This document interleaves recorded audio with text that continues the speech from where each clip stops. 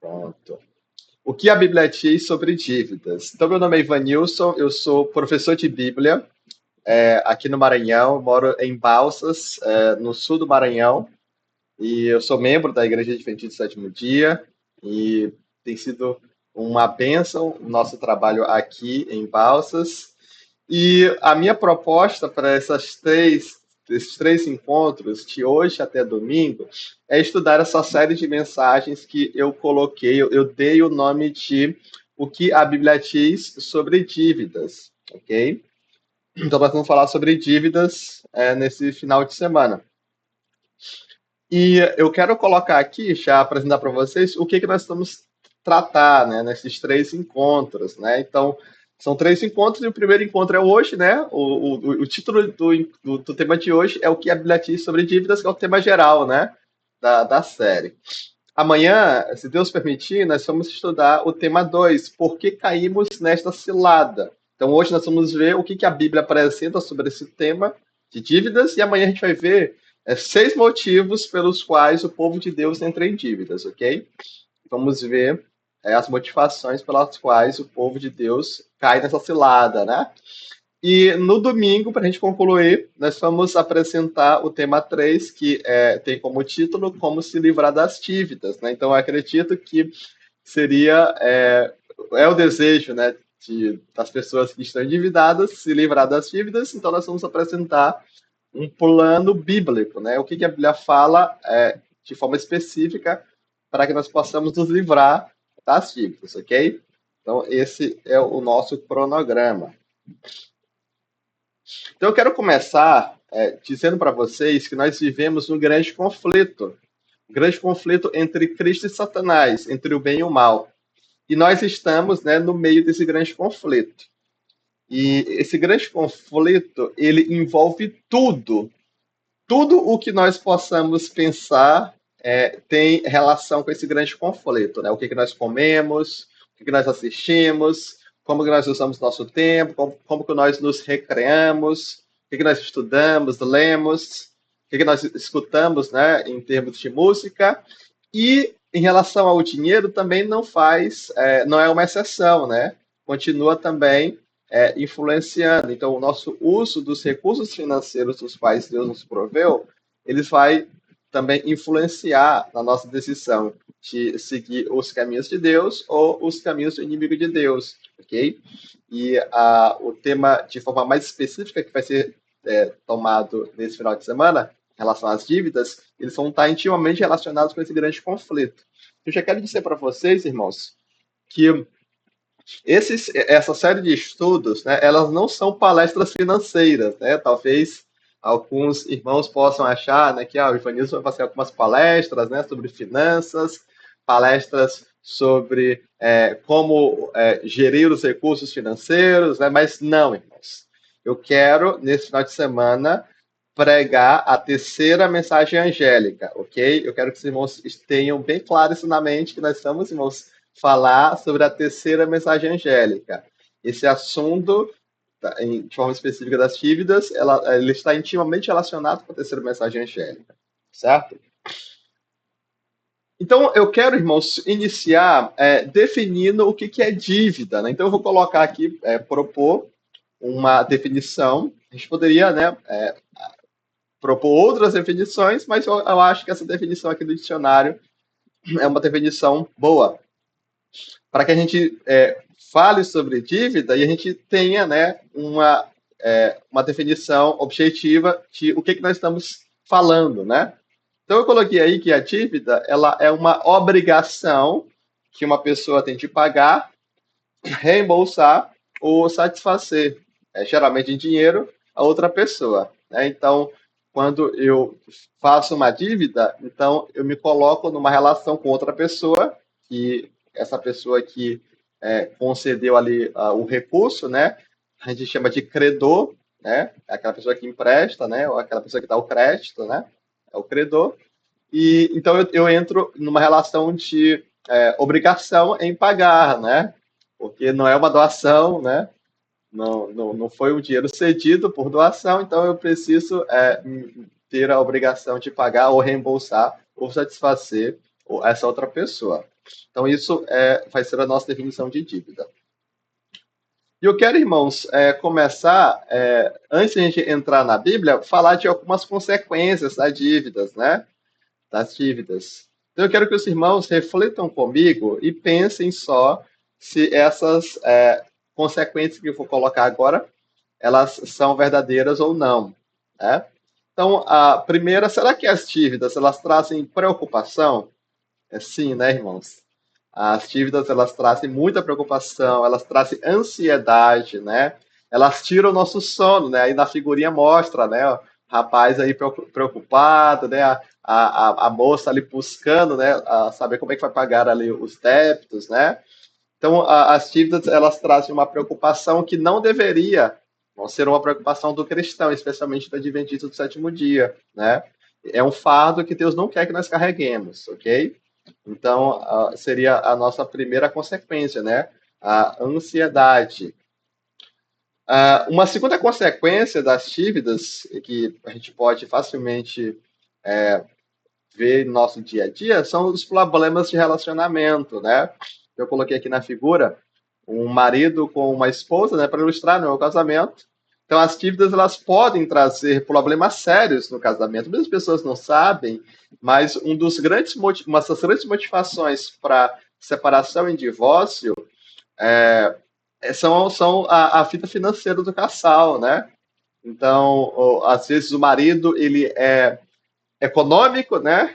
E a esposa é gastadora, e isso pode trazer problemas sérios, né, irmãos, ali de relacionamento do casal, ou ao contrário, né? A esposa é mais contida, o marido já é gastador, não tem princípios, né, de gestão do dinheiro do casal. Isso pode gerar problemas sérios, inclusive pode ser o motivo pelo qual esse casamento possa terminar, né? Mas também nós podemos pensar em termos de família, né? Os relacionamentos, ou os nossos outros relacionamentos, né? Experimente, irmãos. É, é, se você quiser perder um amigo, ou você quiser, irmãos, perder ali ou dificultar o relacionamento com um parente, experimente, irmãos, emprestar dinheiro. É muito provável, irmãos, nem sempre, né? Mas é muito provável, irmãos, que isso vai gerar problema nesse relacionamento, né? Você empresta, né, o nome ou empresta ali um recurso, né? Para um tio, para um sobrinho, para um primo, né? Ele precisa, né? Por exemplo, comprar uma moto e ele não tem crédito na praça, ele pede para você tirar no seu cartão de crédito, ou então para emprestar o seu nome no financiamento, né? Ele começa pagando ali as parcelas, mas em determinado momento ele tem dificuldades e ele deixa de pagar, isso gera problemas, irmãos, sérios, né? De relacionamentos. Famílias, relacionamentos familiares são rompidos, né?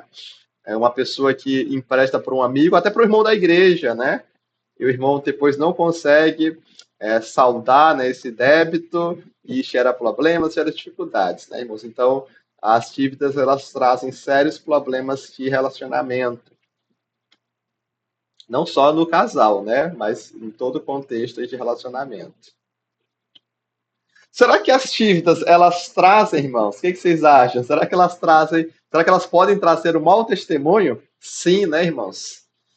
Nós agora falamos de forma mais específica para nós que somos adventistas do sétimo dia, as dívidas ou o não pagamento dessas dívidas, elas podem trazer mau testemunho, né? Isso é terrível, né, irmãos? Você se compromete com uma pessoa, a pessoa sabe que você é um adventista do sétimo dia e você acaba não conseguindo cumprir aquela obrigação e a pessoa ela vai, né, associar esse fato de você não pagar com a sua fé, né, irmãos? Até, irmãos, em nosso meio, né? Infelizmente, eu já tive essa experiência também com o irmão da igreja, né? Eu fiz um negócio com o irmão da igreja, né? E compartilhei essa informação com a minha família, com a família da minha esposa, né? Ó, fiz um negócio com o irmão, ele ficou de me pagar. Glória a Deus por isso, é o irmão adventista do sétimo dia. e esse irmão acabou não cumprindo, né, irmãos? Pelo contrário, né, ele demorou muitos meses para cumprir a sua palavra e as pessoas da minha família ficavam cobrando, né? Poxa, Fanísio, mas não é adventista do sétimo dia, né? Não é irmão da tua igreja, né? Então isso dá um péssimo testemunho, na verdade, irmãos, para a nossa causa, né? Então nós, como adventistas do sétimo dia, nós deveríamos ser, né? Deveríamos ter essa preocupação, né, em dar um bom testemunho em relação às finanças. Será que as dívidas elas podem trazer infidelidade a Deus, irmãos? Com certeza, irmãos. Muitas pessoas elas negligenciam o pagamento do dízimo devido às dívidas, né? Não somente a isso, mas é uma das motivações, né? A pessoa ela não oferta mais, né? Geralmente a oferta é a primeira que vai embora, né, irmãos? Para saldar os compromissos que a pessoa fez, né? Ela usurpa ali a bênção de ofertar, ou então usurpa o auxílio aos necessitados, né? A mordomia também está relacionada com o auxílio aos pobres, né? E a pessoa ela não consegue patrocinar o auxílio aos pobres, aos necessitados, a causa da beneficência social, devido aos débitos que ela fez, né? Quantas pessoas, irmãos, o quão triste é, irmãos, a gente escutar de um irmão da nossa igreja, um adventista do sétimo dia, que ele não está vindo mais nos sábados cultuar a Deus, porque agora ele tem que trabalhar, né? Infelizmente, eu já tive essa experiência em irmãos da nossa igreja, né? Irmãos que tiveram que trabalhar, tiveram que voltar a trabalhar, mesmo sendo irmãos da nossa igreja, tiveram que voltar a trabalhar no sábado, devido ali à necessidade de pagar compromissos, né? E as dívidas elas podem, irmãos, ser uma motivação que faça, que cause, né, essa infidelidade a Deus, né? Será que a dívida, irmãos, agora essa aqui é interessante. Será que a dívida ela pode trazer doença e até a morte? Ivanilson, será que uma pessoa ela pode morrer por dívida? Sim, né, irmãos? Essa preocupação, essa ansiedade, né? Ela pode trazer doenças, né, mentais, né? Pode, a ansiedade, né, irmãos, ela pode escalar por uma depressão, né? Dificuldades, né, irmãos, na gestão do nosso dinheiro, pode influenciar a nossa mente, né? E até a morte, né, irmãos? Existe casos de pessoas, né, que eram donos de empreendimentos e, infelizmente, o empreendimento quebrou e a pessoa desesperada, né, não tendo como saldar as questões financeiras com os seus empregados, acabou se tirando a vida, né, irmãos? Provavelmente esse vídeo aqui vai pro YouTube depois, né, irmãos? Então vamos cuidar aqui das palavras, né? Então a pessoa acabou tirando a própria vida, né? Eu estava, irmãos, pregando essa mensagem em uma das igrejas aqui em Balsas.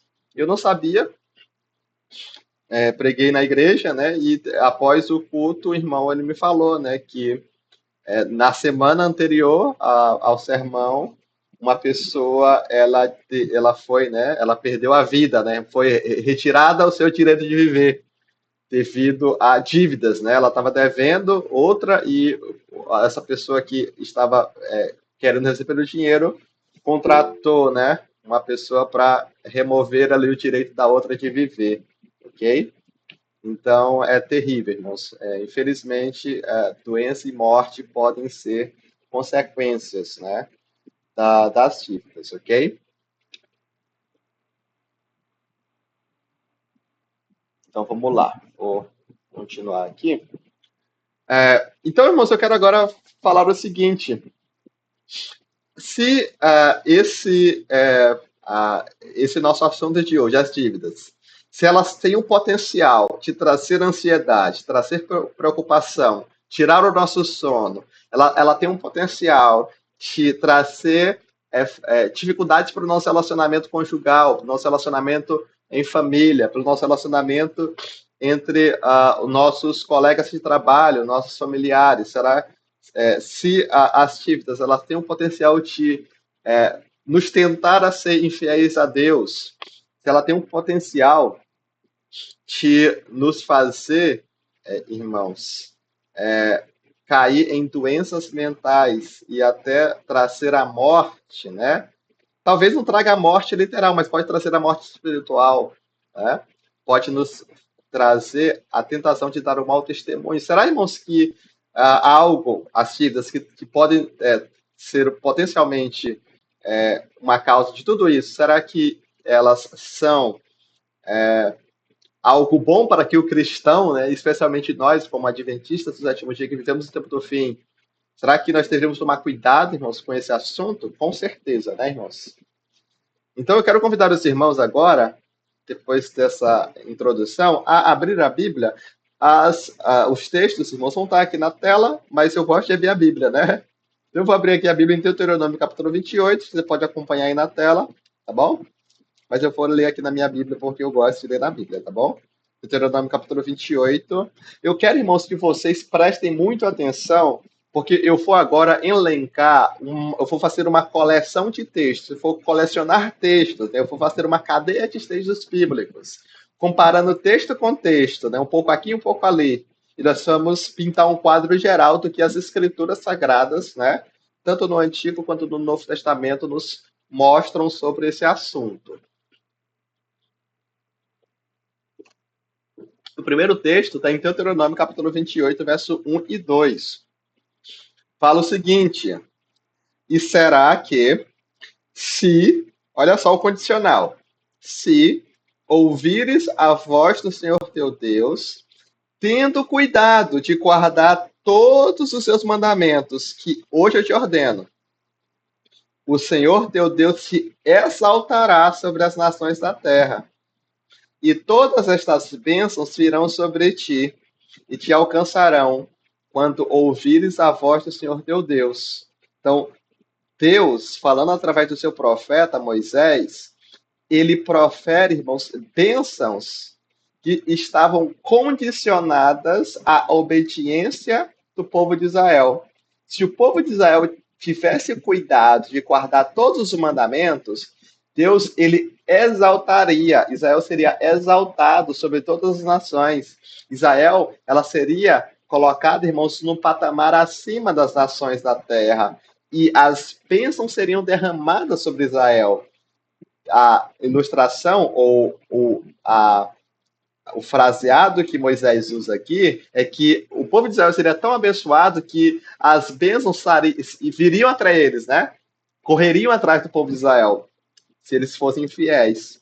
E no verso 3, irmãos, em diante, Deus ele vai elencar as bênçãos. Ele fala, ó, vocês vão ser abençoados na cidade, no campo, o fruto do ventre do teu animal será uma bênção, você vai ser abençoado na sua colheita, você será abençoado na sua cidade, nos seus empreendimentos, e Deus ele começa a elencar várias bênçãos. Eu quero chamar a atenção, irmãos, para o verso 12 agora. Preste bastante atenção, irmãos, no verso 12 e 13. Olha só a bênção que aparece no verso 12 e 13. O Senhor te abrirá o seu bom tesouro, o céu, para dar a chuva à tua terra no seu tempo, e para abençoar toda a obra das tuas mãos. E emprestarás a muitas nações, porém tu não tomarás emprestado. O Senhor te porá por cabeça e não por cauda, e só estarás em cima e não debaixo. Irmãos, que bênção maravilhosa! A fidelidade de Israel em cumprir os propósitos de Deus, cumprir os mandamentos de Deus, seria recompensada com a bênção das chuvas. A colheita do povo de Israel seria próspera. Eles prosperariam financeiramente, irmãos. E essa bênção aqui, irmãos, é uma bênção literal, né? E o povo de Israel seria tão abençoado, eles teriam, irmãos, recursos financeiros que eles não precisariam pedir emprestado. Pelo contrário, eles seriam credores, eles emprestariam às nações, porém eles não tomariam emprestados. Eu quero, irmãos, agora dizer para vocês que prestem bastante atenção. Toda a dívida, irmãos, é, de certa forma, um empréstimo de dinheiro. Toda dívida, ela é um empréstimo, ou é um empréstimo direto, ou ele é um empréstimo de dinheiro indireto. Eu vou dar um exemplo para vocês. Quando eu for no banco e eu peço o empréstimo bancário, ou eu entro no meu aplicativo do banco, que agora é tudo online, né, irmãos? E faço um contrato de empréstimo bancário, o banco, ele faz um empréstimo direto na minha conta. Ou seja, eu finalizo ali o pedido de empréstimo e na minha conta bancária cai lá uma quantia. Ah, R$ 1.000. Aparece lá na minha conta R$ 1.000. Então, isso é um empréstimo direto. É uma dívida, porque o banco ele não está me doando, né, irmão? O banco ele não está fazendo caridade. Ele está me emprestando e eu vou ter, irmãos, que pagar esse empréstimo, né, em parcelas, né, ou em uma parcela, mas eu vou ter que pagar uma ou mais parcelas. Então, é uma dívida, é uma obrigação. Essa foi a nossa definição de dívida, né? É uma obrigação de ressarcir, de pagar, né, reembolsar ou satisfazer algo, né, outra pessoa, né, que no caso é o banco. Então, é um empréstimo direto. Ou eu posso fazer um empréstimo indireto. Eu estou no supermercado, eu não tenho mais dinheiro, a minha conta está zerada, a minha carteira está zerada, mas eu faço uma compra no cartão de crédito, né? Então eu passo o cartão, eu não tenho dinheiro, irmãos, mas eu passo no cartão de crédito a minha compra, R$ 100, eu posso parcelar ou no cartão de crédito ou não, né? Mas parcelando ou não, isso é uma dívida, porque eu vou ter que, no próximo mês, quando a minha fatura do cartão fechar, eu vou ter que pagar, ou seja, é uma obrigação de pagar, ressarcir ou fazer o reembolso, né? Satisfazer ali a minha instituição financeira que me ofereceu o cartão, né? Então, note que isso é um empréstimo indireto, porque o banco ele não me emprestou diretamente o dinheiro, mas ele pagou o supermercado e no final do mês, quando a minha fatura fechar, eu vou pagar a instituição financeira, o cartão, né? Que ele já pagou o supermercado. Então é um empréstimo indireto. Então toda dívida ela é um empréstimo. Então quando Deus fala aqui que o povo de Israel emprestaria às nações e não tomaria emprestado, Deus está falando que o povo de Israel eles seriam prósperos e eles teriam, irmãos, pela condição de colocar os princípios da aliança em prática, eles não viveriam em dívidas. Então, eles seriam cabeça e não cauda, eles seriam credores e não endividados. Eles estariam sempre por cima e não por baixo. Eu quero sugerir para os irmãos que essa é a vontade de Deus para o povo adventista do sétimo dia hoje, né? Que nós sejamos cabeça, irmãos. Irmãos, o povo adventista do sétimo dia foi levantado por Deus para ser cabeça e não cauda, para estar por cima e não por baixo. As nações hoje, irmãos, são as outras religiões, né? Eles deveriam olhar para nós e dizer: este povo adventista do sétimo dia é uma nação sábia e inteligente, porque eles cumprem os mandamentos, os princípios estabelecidos pela lei de Deus, né? Cabeça, irmãos, é o nosso chamado e não cauda. Mas agora, irmãos, eu quero chamar a atenção para o verso 15. Deus falou que Deus prometeu bênçãos, mas Deus também prometeu maldições. Olha só o verso 15. Será, porém, que, se não deres ouvido à voz do Senhor teu Deus, para não cuidares em cumprir todos os seus mandamentos e os seus estatutos que hoje te ordeno, então virão sobre ti todas essas maldições e te alcançarão. Então, se o povo de Israel decidisse não cumprir os mandamentos de Deus, não cumprir os estatutos que Deus tinha ordenado, seguir os seus próprios princípios, segundo o seu coração, Deus ele reverte agora. Então, em vez de bênçãos, viriam maldições.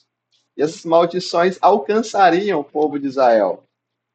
Eu quero agora, irmãos, chamar a atenção para o verso 43, porque no verso 16 em diante, Deus ele vai elencar as maldições. Maldito será na cidade, maldito será no campo, maldito será o fruto do teu ventre, a sua colheita, maldito será o teu empreendimento na cidade, no campo, e ele vai elencando, né, irmãos? Eu não mandarei chuvas, né?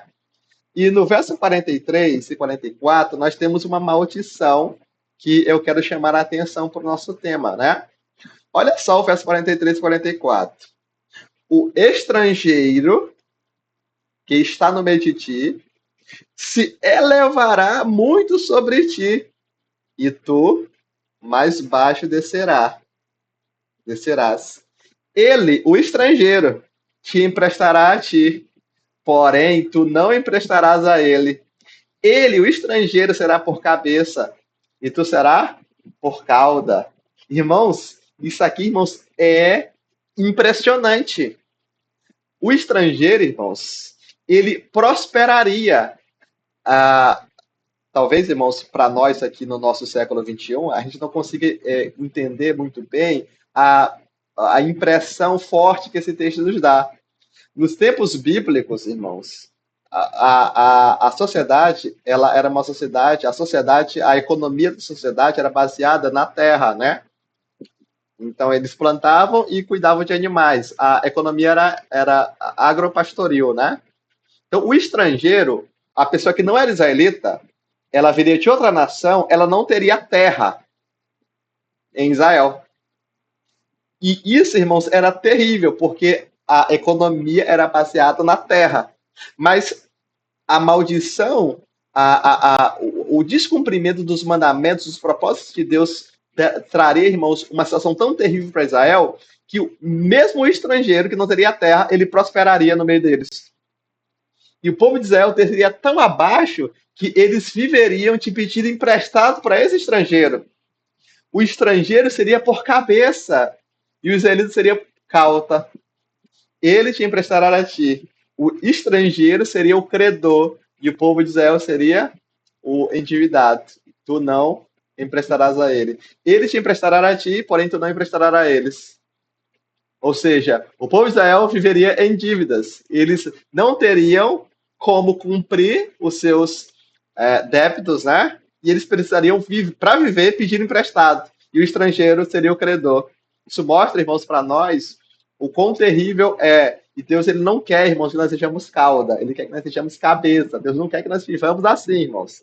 Vivendo de pedir emprestado, né, irmãos? Ele quer que nós tenhamos, irmãos, saúde financeira. Ok?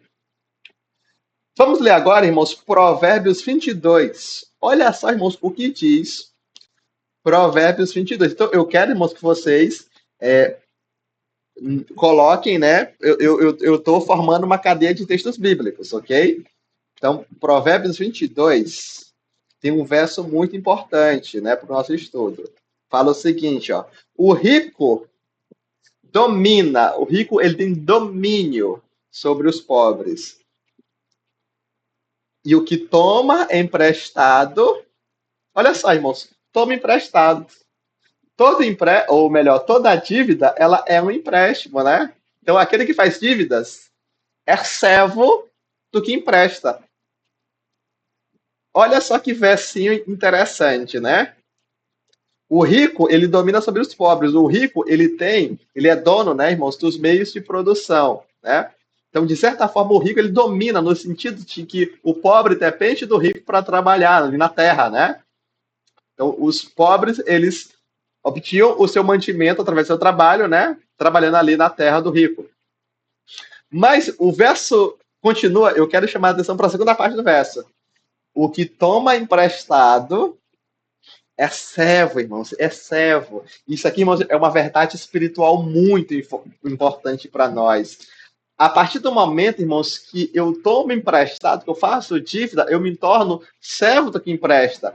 Quando eu faço, irmãos, o empréstimo bancário, de certa forma, eu me torno servo do banco. No sentido de que eu tenho agora a obrigação de pagar, né, as parcelas do empréstimo que eu fiz. Né? Então, de certa forma, eu sou servo nesse sentido, okay? Porque eu tenho a obrigação de trabalhar para o mês seguinte pagar aquela parcela. Okay? Então, quando eu tomo o cartão de crédito, né, e faço ali a compra do cartão de crédito, de certa forma eu sou um servo, né, ali da instituição financeira que me promoveu o cartão, né, porque eu tenho a obrigação de pagar. E se eu não pagar, irmão, se eu não pagar, eu vou, pelas leis civis do nosso país, eu vou ter a obrigação de saldar, né? Então, a instituição, o credor, o banco, né, a instituição financeira do cartão, ele vai me cobrar juros. Inclusive, irmãos, eu já quero chamar a atenção para isso, né? Dos juros, né? Os juros, irmãos, eles são a bênção prometida lá para Israel e são a maldição se eles desobedecessem. Vocês já pararam para pensar, irmãos? Deuteronômio 28 fala que o povo de Israel seria abençoado se cumprisse os mandamentos, eles emprestariam às nações e eles não tomariam emprestado. O fato de que eles não tomarem emprestado, irmãos, a gente consegue entender a bênção, né, irmãos? Tu não viver dependendo de empréstimos é uma bênção. Mas qual é a bênção, irmãos, em emprestar? Vocês já pararam para pensar nisso? Porque fala lá em Deuteronômio 28, verso 12 e 13, né? E tu emprestarás às nações e não tomarás emprestado. Então, não tomar emprestado, mas a gente entende essa bênção, né? Eles seriam prósperos, não precisariam, né, tomar emprestado. Mas qual é a bênção de emprestar às nações? A bênção, irmãos, em emprestar às nações é receber os juros. Quando eu peço um empréstimo de R$ 1.000 para o banco, eu não vou, irmãos, devolver R$ 1.000 para o banco, vou pagar R$ 1.000, eu vou pagar 1.000 mais os juros, né? Então, o banco ele recebe os juros. Então, o israelita, eles emprestariam às nações e eles receberiam os juros desses empréstimos. Um dinheiro que eles receberiam pelo fato de eles serem prósperos financeiramente. E a maldição, irmãos, lá do capítulo 28, versos 43 e 44, é dupla também, né? O estrangeiro emprestará a ti e tu viverá, né, do empréstimo, né? Então, eles não teriam a bênção de ter a prosperidade, precisariam pedir emprestado, e além disso, irmãos, além da maldição de viver endividado, eles ainda teriam que pagar essa dívida com juros, né? Então, essa é a maldição, pagar a dívida com juros, ok? Eu quero dizer para os irmãos também, irmãos, nesse versinho aqui, capítulo 22, verso 7, que nos dias de Israel, essa servidão, aquele que toma emprestado é servo do que empresta, era uma servidão literal, né? Hoje, se eu não pago o banco, não pago o empréstimo, não pago o cartão, não pago uma compra numa loja, o meu nome vai para o Serasa, o meu nome vai para o SPC, o meu nome fica sujo, eu não consigo mais pegar crédito na praça, né? Mas na época da Bíblia, irmãos, não tinha SPC, não tinha nome sujo, não tinha Serasa, né? Então, se uma pessoa ela fazia uma dívida e não conseguia pagar, o credor ele tinha o direito de exigir que essa pessoa trabalhasse para ela para pagar o recurso que ela estava devendo. Então, de forma literal, ela se tornava um servo. Às vezes, a Bíblia ela usa, inclusive, a palavra escravo, né? Então, esse escravo que aparece lá no Antigo Testamento, muitas vezes era escravo de dívidas, né? Não é o escravo no sentido que a gente tem aqui da escravidão moderna, né? Dos negros, né? Não, era a pessoa que não conseguia pagar as dívidas, ela tinha que trabalhar durante um tempo, né? Até ela pagar o débito, ok? Então era uma servidão literal, ok? Mas nós podemos entender isso também como de forma espiritual. Então nós se tornamos servos, né? Do credor. Vamos agora, irmãos, pensando nessa servidão, pensando no fato de que aquele que vive em dívida, aquele que toma emprestado é servo do que empresta, vamos para 1 de Coríntios, capítulo 7. Vamos ver agora o que Paulo fala sobre isso na primeira epístola aos Coríntios, capítulo 7, verso 23. Olha o que Paulo fala. Ele fala o seguinte, no verso 22, ele está falando sobre o escravo, o servo. Ele fala que o servo é liberto pelo Senhor, por Jesus. E no verso 23 ele diz, fostes comprados por bom preço. Então, não vos façais servos de quem, irmãos? Dos homens, né? Paulo está falando o seguinte, vocês foram comprados por um bom preço. A remissão, a redenção foi comprada através do sangue precioso de Jesus, diz Pedro, na sua primeira epístola. Então, não vos façais servos dos homens. Vocês já eram servos, né? Mas Cristo comprou. Irmãos, a linguagem desse verso, irmãos, é a linguagem da alforria do escravo, né?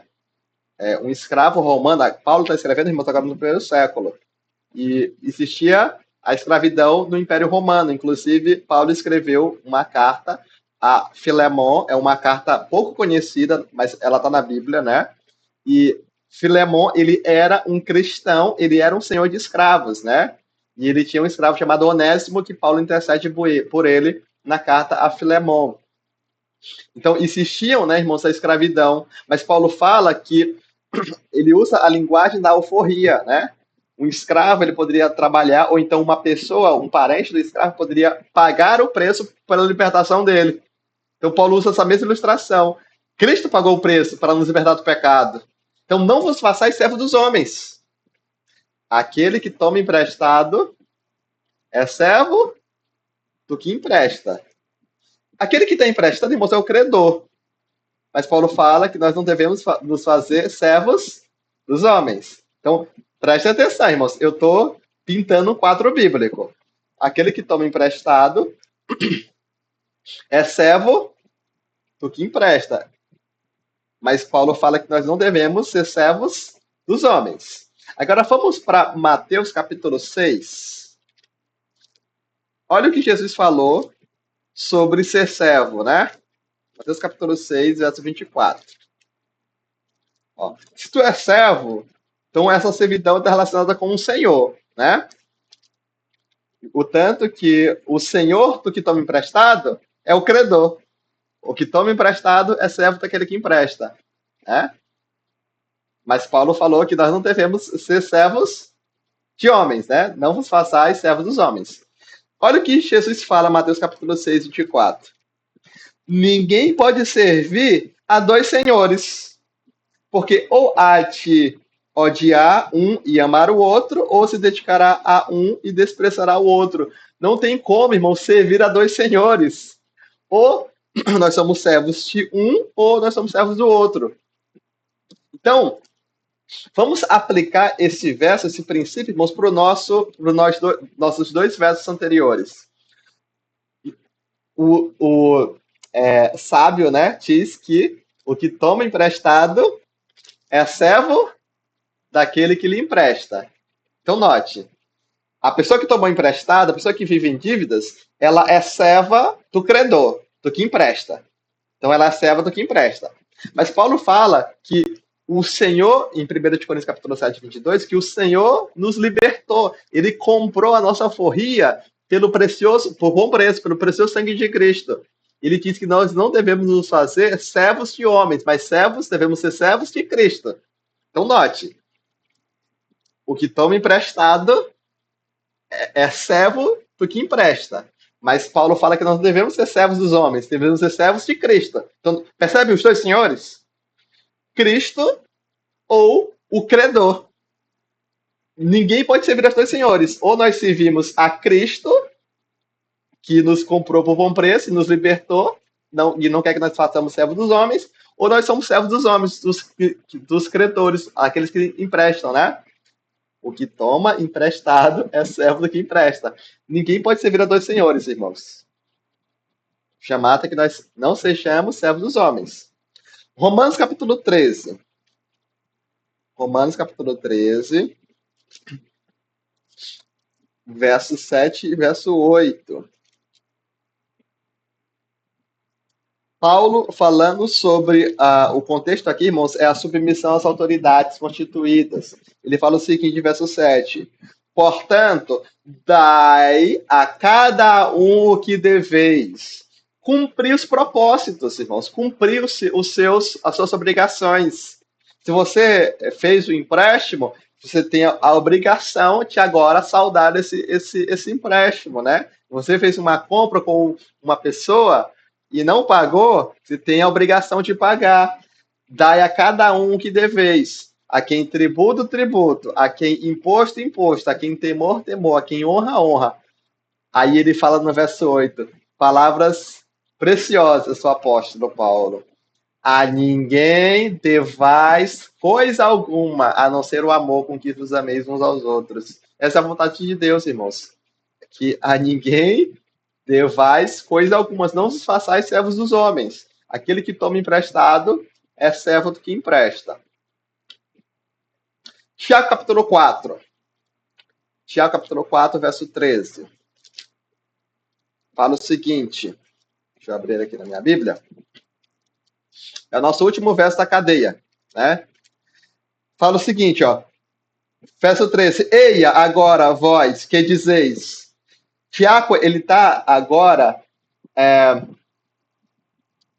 fazendo uma exortação, puxando a orelha, né, daqueles que falam o seguinte: Eia, pois agora os que dizeis, hoje ou amanhã iremos a tal cidade e lá passaremos o ano, contrataremos e ganharemos.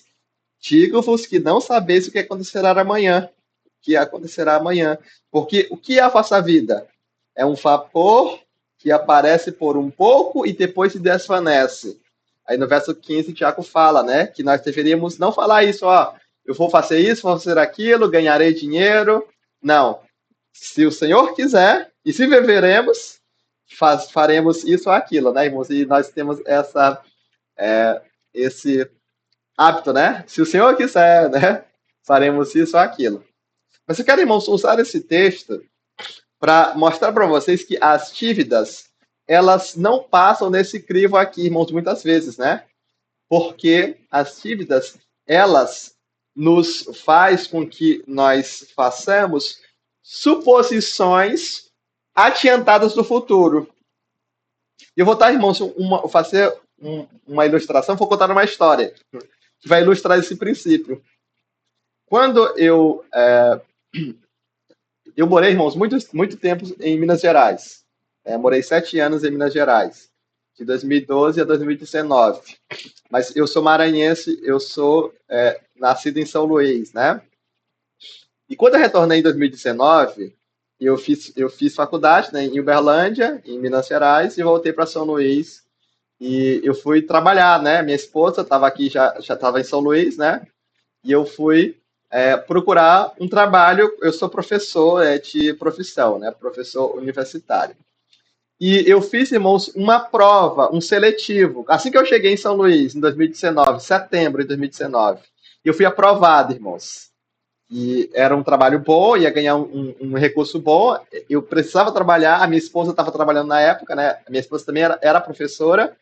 Hoje ela não trabalha mais, ela é professora de educação infantil. E ela trabalhava, né? Estava finalizando ali no fim do ano, setembro, outubro, novembro, dezembro, né? Seu contrato. E eu fui aprovado, fiquei muito feliz, ia ganhar um recurso bom, né, irmãos, para suprir a minha família. Nós não tínhamos filhos ainda na época. E eu fiquei muito grato a Deus.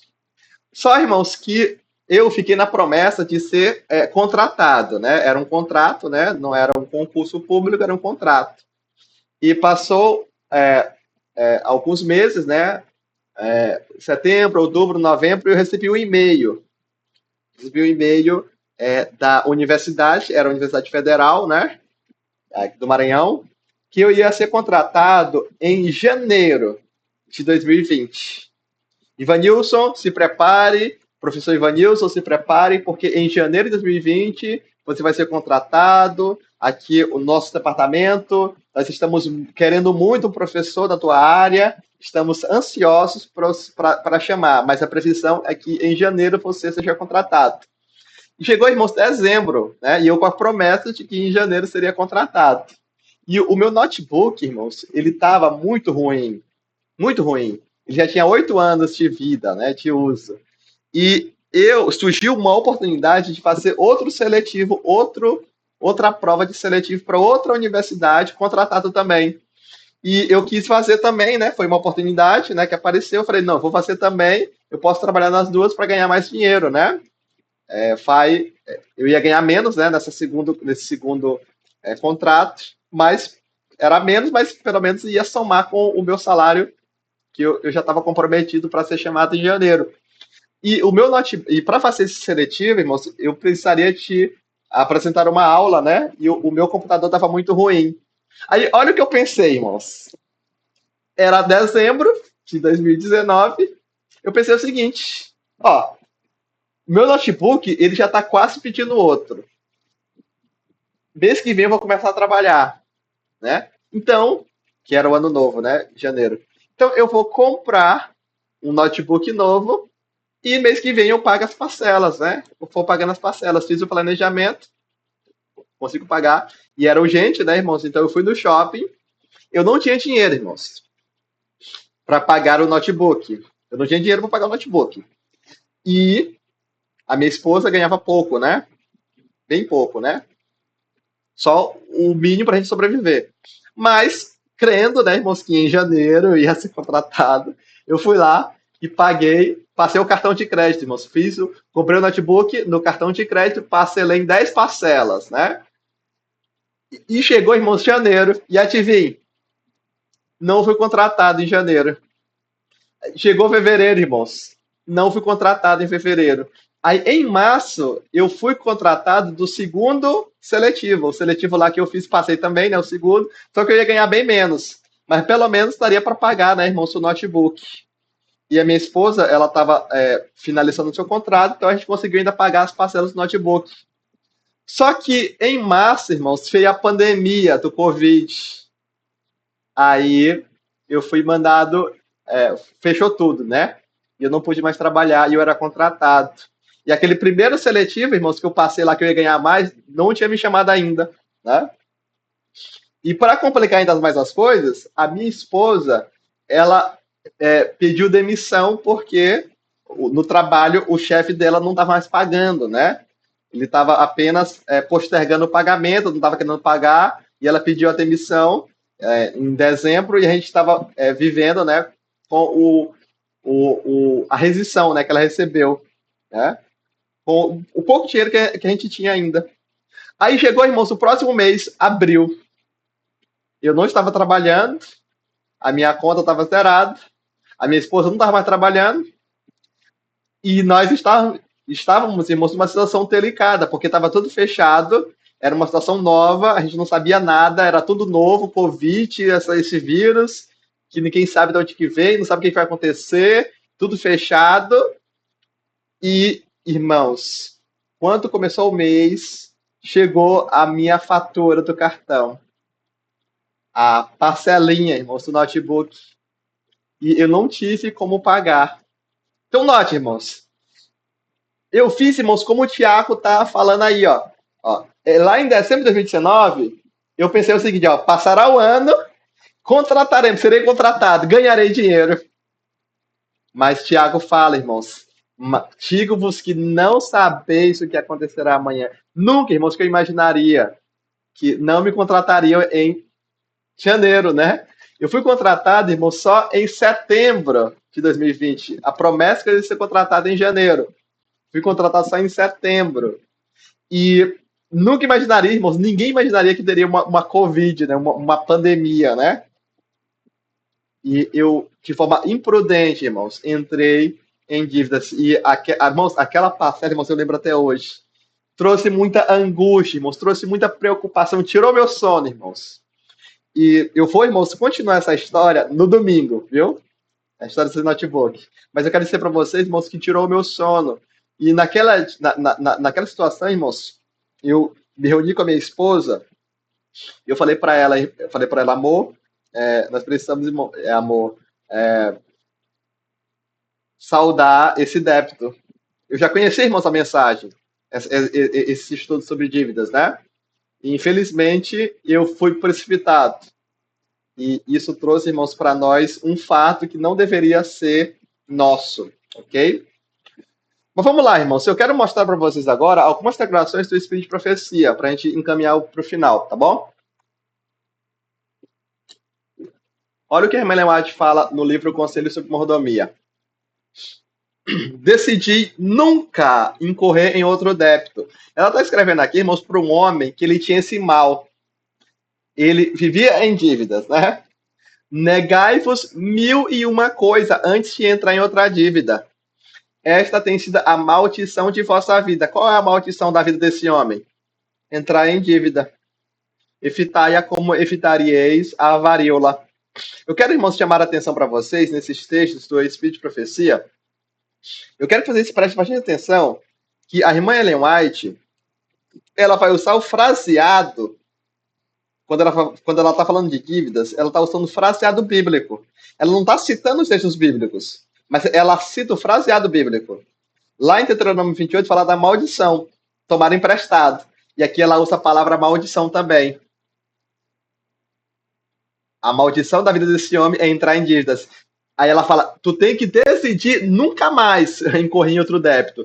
Negai mil e uma coisas. Evitai-a como evitareis a varíola, que era uma doença, irmãos, terrível nos dias da Ellen White. Em outra passagem do livro Conselhos sobre Mordomia, ela fala, evitai a dívida como evitareis a lepra. A gente poderia, irmãos, atualizar para os nossos dias. Evitai a dívida como evitareis o coronavírus, né?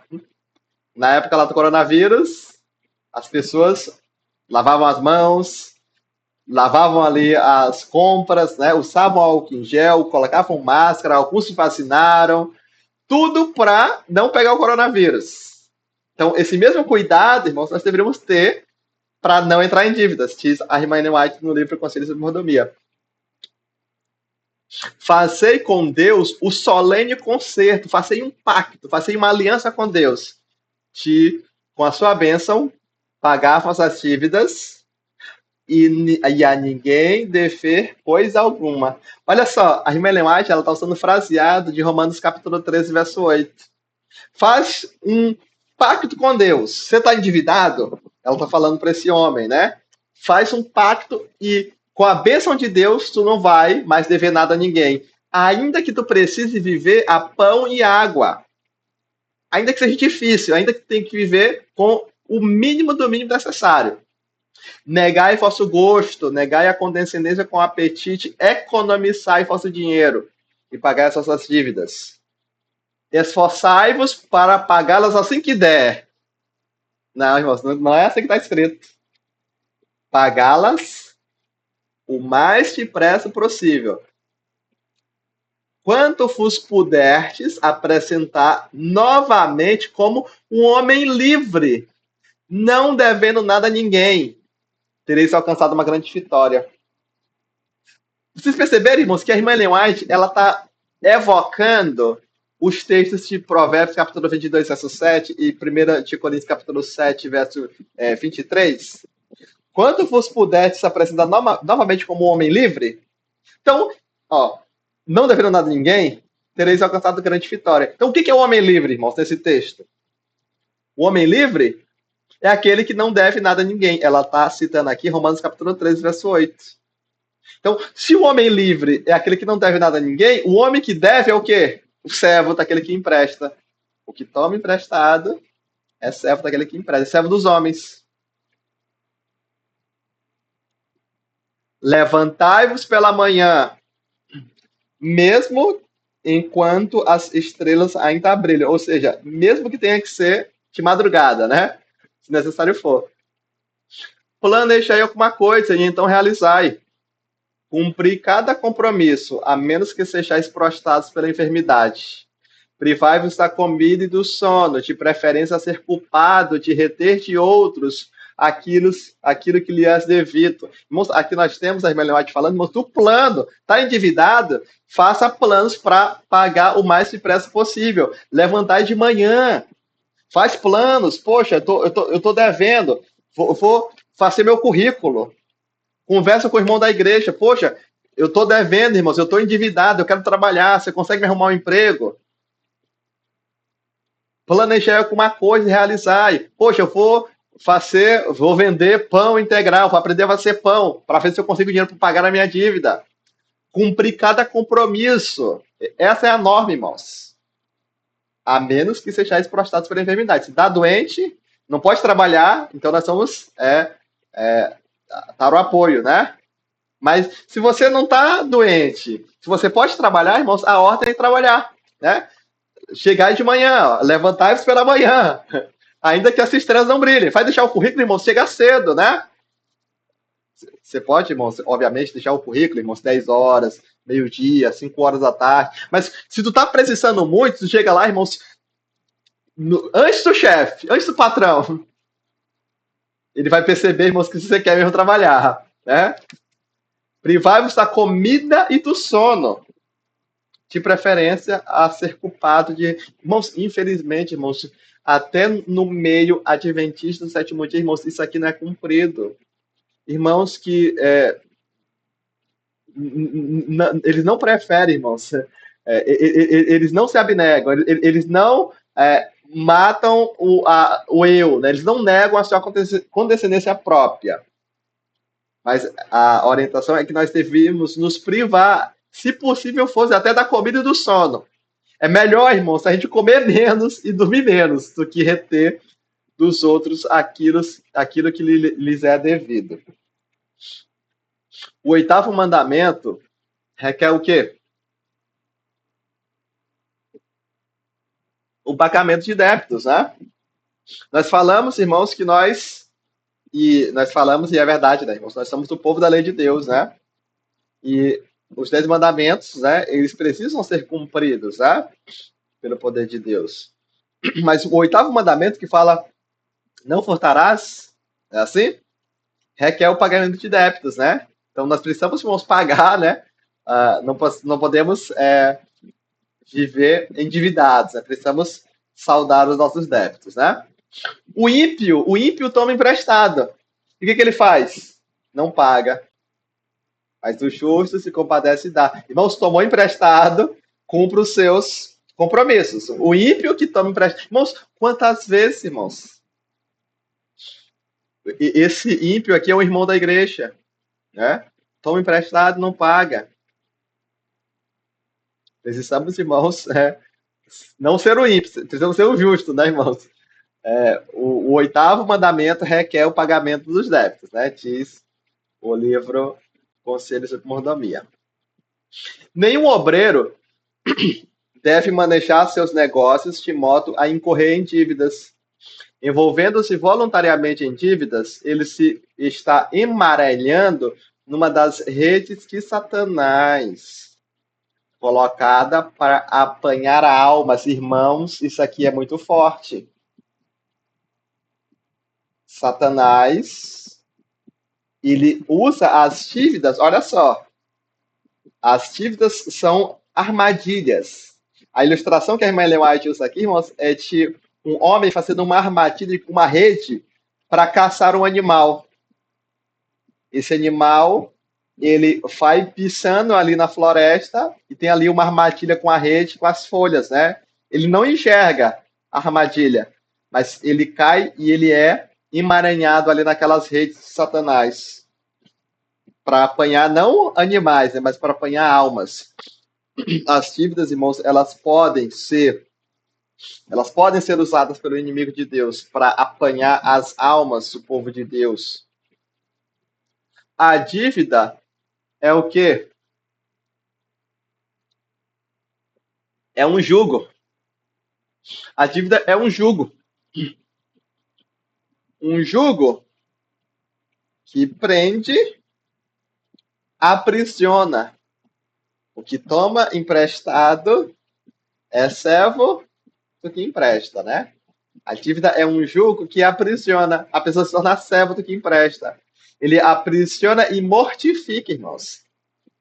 Ele mortifica. Muitas vezes, irmãos, essa mortificação é a nossa saúde mental. Às vezes essa morte, né, é a nossa saúde financeira. Mas ela também, irmãos, pode ser a saúde espiritual, né? Satanás, ele usa esse jugo para apanhar almas, né?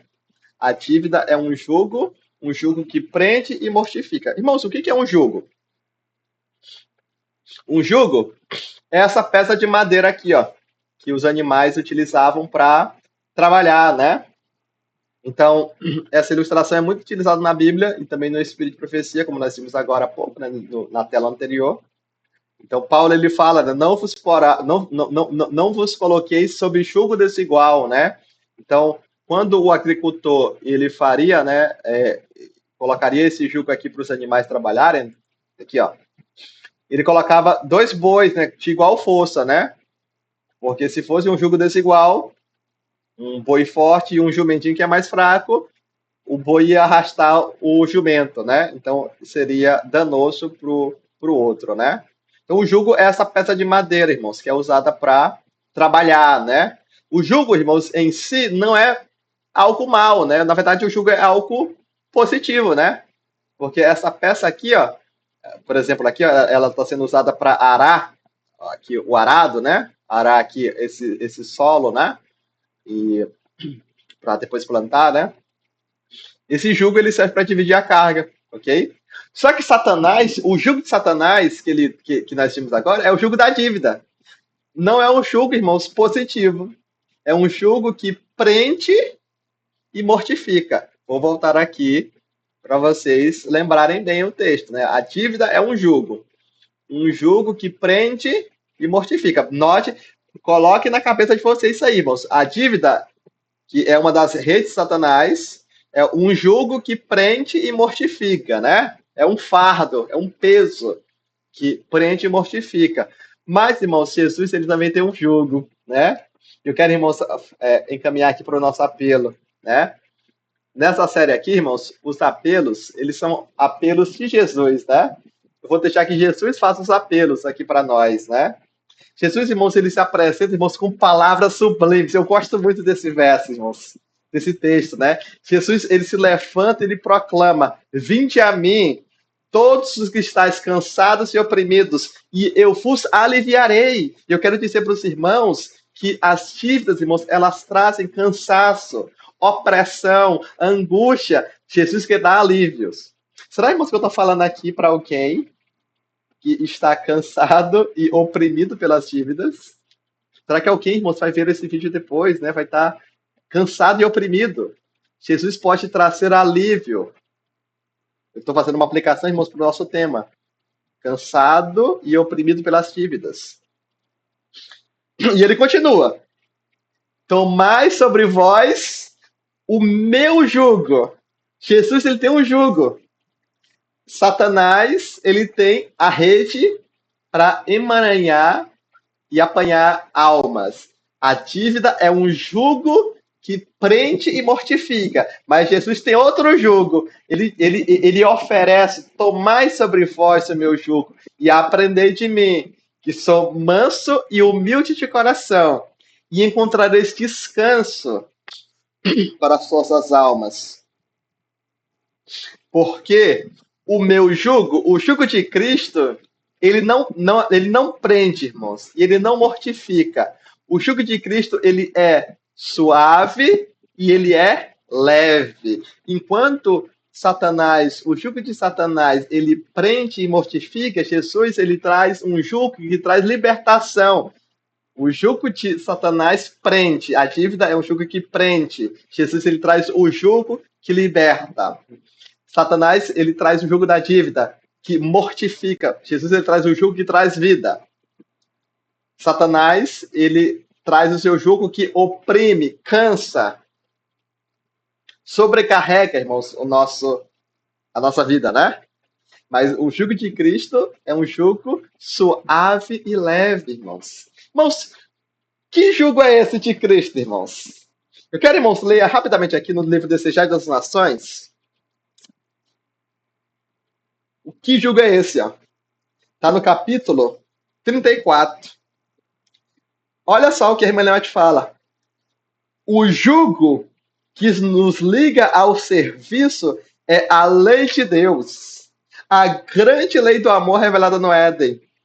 O jugo, irmãos, o jugo que nós vimos agora há pouco, né, que é aquele instrumento de serviço do boi, ele é o instrumento utilizado para trabalhar.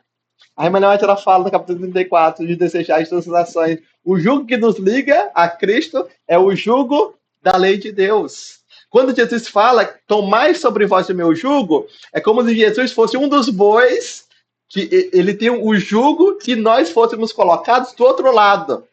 E ele nos ajuda a carregar, irmãos. E esse jugo que ele carrega conosco, irmãos, é leve. O jugo da perfeita obediência aos mandamentos de Deus. Se tiveres cuidados de ouvir e cumprir todos os mandamentos que hoje eu te ordeno, fala lá em Deuteronômio capítulo 28, verso 1. Eu os abençoarei. As bênçãos alcançarão, elas virão a ti, serás cabeça, não cauda. O jugo, irmãos, está perfeito, obediência à lei de Deus. Jesus, irmãos, ele quer nos dar hoje, Jesus quer tirar o jugo da dívida. Ele quer colocar, irmãos, sobre nós o seu jugo que é suave e leve, irmãos. O jugo, irmãos, da perfeita obediência à lei de Deus. O jugo do contentamento, irmãos. O jugo, irmãos, de ter a liberdade de viver uma vida conforme Cristo viveu. Eu vim para que tenham vida e a tenham com abundância. Irmãos, uma vida endividada, irmãos, uma vida, irmãos, que a pessoa vive trabalhando o mês para pagar as parcelas do cartão, trabalhando o mês todo para pagar. Irmãos, que vida terrível é essa, irmãos? Será, irmãos, que isso é uma vida com abundância? Eu trabalhei, recebi meu salário todo para pagar as contas. Aí agora eu vou viver com um cartão de crédito, porque todo o dinheiro que eu recebi foi só para pagar a fatura do mês anterior. Isso não é uma vida com abundância, irmãos. Isso não é uma vida, irmãos, que é a vida que Cristo quer que nós tenhamos. Ele quer, irmãos, que nós tenhamos uma vida financeira também, em abundância, com abundância. O que vem a mim, de maneira nenhuma, o lançarei fora. Jesus faz o convite, irmãos. Vinde a mim. De maneira nenhuma lançarei fora. Eu venci. E ele dará poder, irmãos. Eu quero, irmãos, finalizar dizendo para vocês, irmãos, que é possível vencer pelo poder de Cristo. Eu quero, irmãos, finalizar sugerindo a nós, para que nós possamos, pela fé, tomar o jugo de Cristo. E entender, irmãos, que nós precisamos viver uma vida conforme os seus propósitos. Nos últimos dias, irmãos, nós seremos provados em relação ao dinheiro. Nós não poderemos comprar e nem vender. Isso envolve dinheiro, envolve recursos financeiros. Jesus quer, irmãos, nos habilitar hoje, nos dias da graça, a viver, irmãos, com abundância. Longe, irmãos, em toda a Bíblia, irmãos, sempre as dívidas são pintadas com um quadro negativo. Que Jesus, irmãos, pela sua graça, possa nos dar a bênção que nós vivemos uma vida com abundância. Que Deus nos abençoe.